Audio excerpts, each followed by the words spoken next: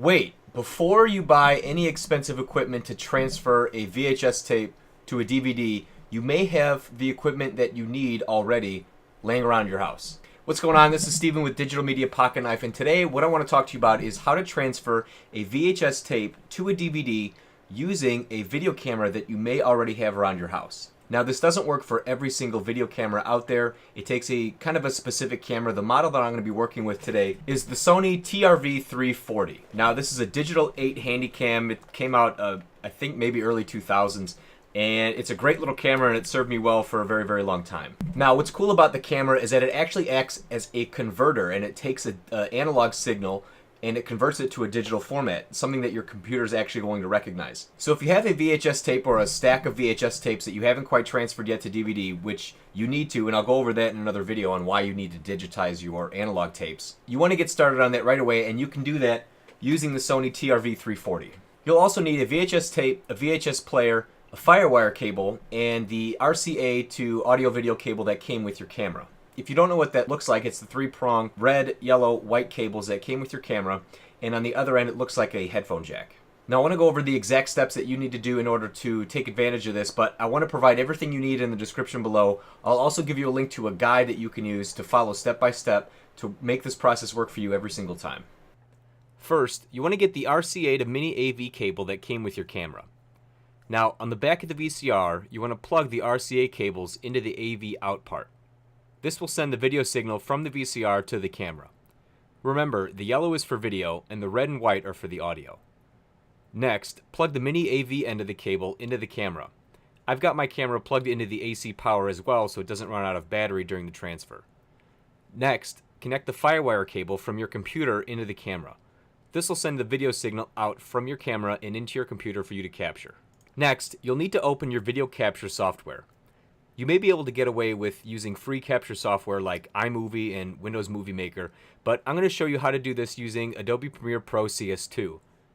You can download a fully functional trial version of Premiere Pro on Adobe's website, or use your preferred video capture software. In Premiere, we're going to click File, then Capture. The capture window will appear. Put your VHS tape into the VCR. I'm using an old videotape of me and my brother skateboarding, and it's pretty embarrassing. Once the VHS tape is in the VCR, push play. Now, as you can see, I'm able to see the video on my preview monitor. Yeah, that's me with the helmet and the pink elbow pads. Now, I'm also able to see the video in Adobe Premiere's capture window since I've already configured the settings to recognize the camera. If you don't see anything on the computer, you want to tell the software that your camera is connected. And to do this, click on the Settings tab in this window, then click Device Control. Select DV HDV Device Control from the drop-down menu. Next, select the Options button. For the settings, video standard should be NTSC. Brand should be Sony. The drop-down for device type doesn't have the TRV-340, so select the closest match, which is the TRV-330. The timecode should be auto detect. Once you're set, click OK. Now, on a side note, at the bottom of the screen, you don't want to click this play button in the software to play your VCR. If you hit this play button, you're actually going to play the tape that's in your camera instead. So just keep that in mind moving forward. Next, you want to tell the computer where to save the video file. Under Capture Locations, for video, select Browse. Choose the location on your computer where you want to save the video file. Then click OK. To make sure you're capturing both audio and video in the same file, select the Logging tab and, under Setup, make sure audio and video is selected for capture. You can set the tape and clip names under Clip Data to titles that are relevant to the video subject. At this point, you're ready to start recording video to your computer.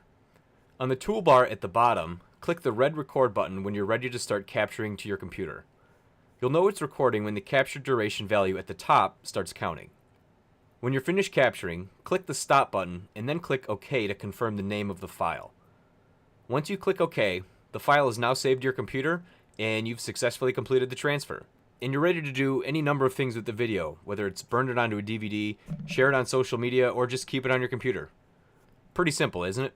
So that's the process. If you have a Sony TRV-340 or any other digital 8 Handycam from Sony, this process should work for you. You want to check my channel for other ways to digitize your analog videos, and you want to do that sooner rather than later because analog video is a format that will disintegrate and break down, and those tapes are not going to last forever. Something digital is going to last a lot longer than something that's physical and will wear away over time. A couple different ideas on what you can do with these videos is you can put them on your computer, eventually burn them to a DVD. You can put them on social media. You can put them on a USB stick, flash drive, anything you want. That's the coolest part about digitizing your analog stuff. Plus, you're going to be able to look at memories that you haven't seen in a very long time. A lot of old footage, maybe some people who are no longer with you. This is a great way to see them, surprise family members, loved ones, and show them what you've done. Anyway, like this video if you like it, and keep the creative juices flowing by subscribing to my channel. I post content regularly for you to use to keep your skills sharp. Don't forget to check the description below for a guide that you can use on how to transfer your VHS tapes using your Sony Handycam. As always, thank you for watching. Now, I want you to focus, take this information, and go do something productive.